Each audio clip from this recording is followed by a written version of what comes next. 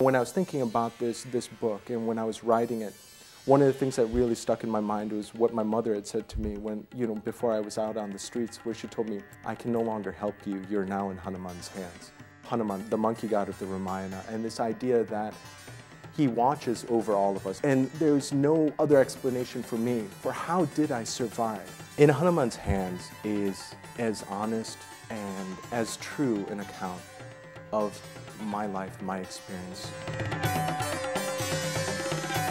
For the most part, I'd say that growing up, I had, the best kind of upbringing that a person could have in terms of parents provided for everything. They had a sense of India from the 60s that they tried to bring over, and it didn't transport well into America. And so there's a huge collision, a huge clash that erupted within me, which was the perfect student, never any problems, and with me busting out of my parents' house, breaking into people's homes, burning a house down. And so then I went off to college still at war with myself. Once I started to get involved with drugs, it was that war just became fully realized and manifested in myself, and I wasn't able to be in control. I loved the drugs, and then I'm trying to sell them as well. And it's at that point when I started to deal a lot more and I started to come across guys that had mafia connections. That's that transition that occurred between that kid that was in high school who could do no wrong to the person who could do no right. When I left school and went on the streets, I vanished from the world.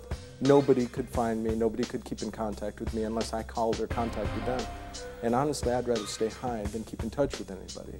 The one guy that I'd say most got me through the streets was a guy named Tats. We were really good friends. I was there when we were getting drugs, when he got knifed right in front of me. And it's an image that I can't ever let go of. I mean, it still haunts me. At that point, I felt truly and completely alone. He was like the last vestige of real human contact that I'd had. And with his death, I had nothing, I had nobody. I didn't even know who the hell I was anymore. One of the things that In Hanuman's Hands does is when it explores the issues of drugs, sex, and crime, it doesn't settle for the easy answer. I dug into areas of myself that it was horribly difficult to dig into in order to write this with truth and honesty. And I think that any reader that sees that will feel it in a way that they might not have seen in any other book.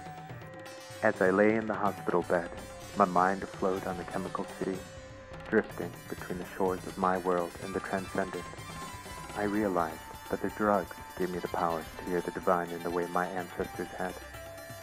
I would need to find a God that would forgive me.